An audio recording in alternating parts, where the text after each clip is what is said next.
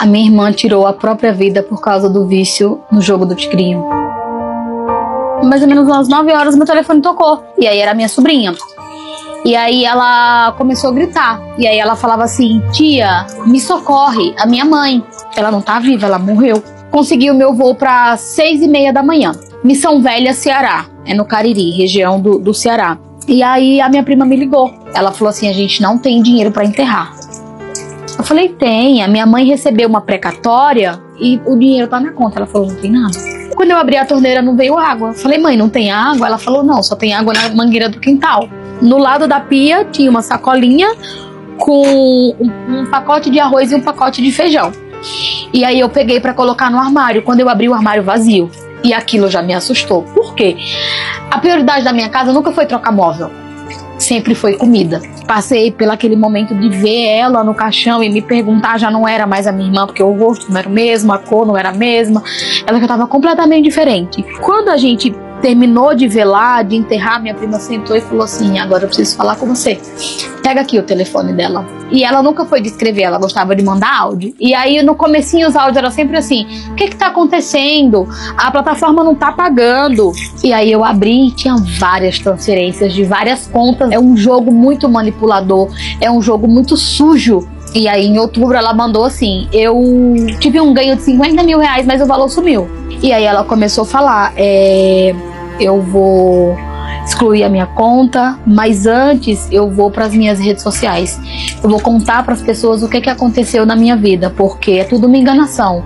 No começo vocês dão muito dinheiro, que é pra gente se empolgar, e agora eu vejo que a minha única solução é tirar a minha vida, porque o dinheiro dos meus compromissos eu tive que usar achando que eu ia ter um grande ganho, e agora só me falta tirar a minha vida. Mas antes disso eu vou para minhas redes sociais, eu vou contar para as pessoas para que elas não caiam na mesma burrice que eu caí, né? Depois que eu vi todas as conversas, aí eu fui ver os depósitos. E aí eu fui subindo e o valor foi aumentando. São 54 páginas, cada página contém 40 depósitos. E aí eu olhei para minha mãe, eu soltei o telefone, eu coloquei minha mão na cabeça, porque na hora eu imaginei que a gente não tinha de onde tirar esse valor. Então a única coisa que restava era a nossa casa. E aí a minha mãe falou: o que foi? Eu falei: mãe, ela vendeu nossa casa. Foram 9 pessoas que fizeram o empréstimo. A minha mãe deve mais de 600 mil reais. Ela mesma eu não sei quanto ela deve, porque eu não cheguei a ter acesso aos bancos dela. A minha mãe entendeu que ela tinha que ser forte, porque tem 3 crianças. Ela deixou um menino de 7 anos que até hoje tem problemas emocionais e mentais. Ele ficou bem traumatizado. Ele entrou em casa, pegou um pacote de bolacha, uma garrafinha de água, foi pra igreja, assistiu a missa, depois foi pro cemitério. E a minha mãe tinha costume de todo final de semana ela ir e levava ele com ela. Então ele aprendeu o caminho do túmulo. E aí ele deitou lá no túmulo, pegou a água, pegou a bolacha e começou a conversar com ela. Tinha mais ou menos uns 15, 20 dias que ela tinha morrido. E aí ele falava assim: mamãe, eu vim trazer água e bolacha, porque já tem muito dia que a senhora não vai em casa, eu acho que a senhora tá com fome e com sede.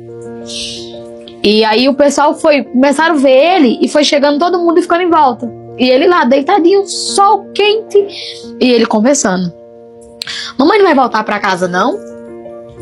Eu vou deixar a água aqui, mas na hora que mamãe quiser ir, mamãe pode ir, viu?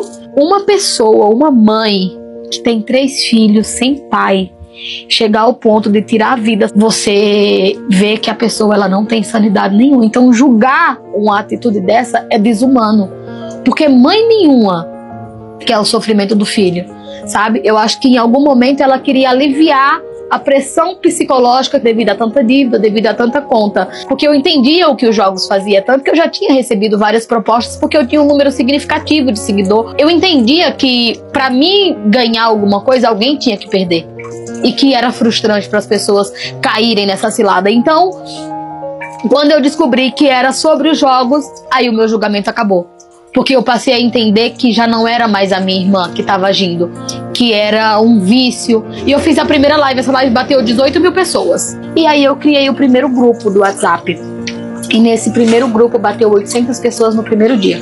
E ali eu encontrei várias pessoas falando que não tinha coragem, pra mim não julgar a minha irmã, que não era fácil, dava vergonha mesmo, que ela não fez porque ela quis, pessoas essas que estavam no mesmo caminho e que conseguiam compreender todas as dívidas que ela tinha feito. E foi aí aonde eu entendi que esse era o meu caminho. Se eu tivesse tido a oportunidade de ouvir um grito de socorro da minha irmã, a minha história hoje não era contada dessa forma. Eu poderia estar contando sobre o jogo, mas sobre a minha irmã que eu consegui salvar. Hoje a gente tem 21 grupos, a gente soma quase 10 mil pessoas. A minha irmã me deixou essa missão. Cada família que eu encontro, que eu entrego a verdade do que está acontecendo, eu sinto que eu salvei uma Ângela e uma família, sabe? Eu sinto que uma família não vai passar por tudo que eu passei, pela frustração de descobrir do nada, porque eles têm vergonha de falar, eles não falam com a família. Muita gente também critica, julga. Tem aquele famoso jogou porque quis, o influenciador não foi na sua casa obrigar. A divulgação é uma diversão e você pode ganhar uma renda extra.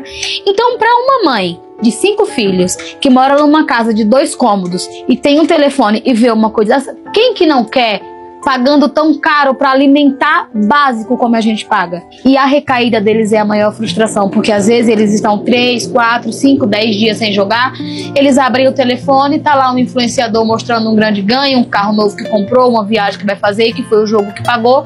Então eles acabam acreditando, dá uma tremedeira, eles soam, às vezes vai dormir e fica vendo os bichinhos pulando, o colorido da tela, ouve o barulho. Então, assim, é algo que de fato mexe com o psicológico. E a pessoa que ela tem a capacidade de julgar é porque ela não parou para ler e para entender. Quando vocês estão aqui julgando, talvez tenha alguém na sua casa jogando. E por ver como que você age na rede social, tem medo de pedir socorro.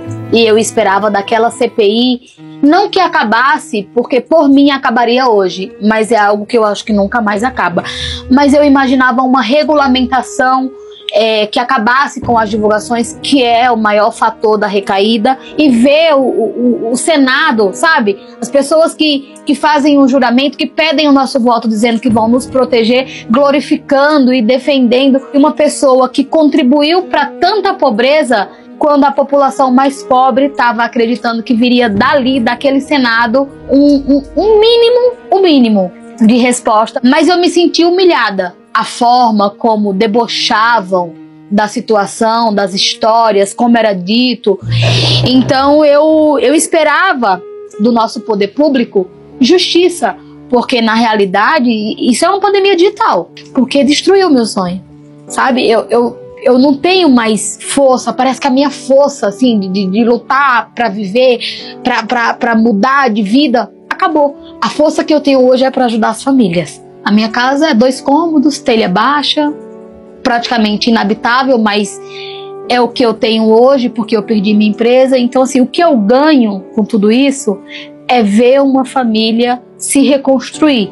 E para mim não existe pagamento melhor do que isso, sabe? É fazer pelas pessoas o que eu não pude fazer pela minha irmã.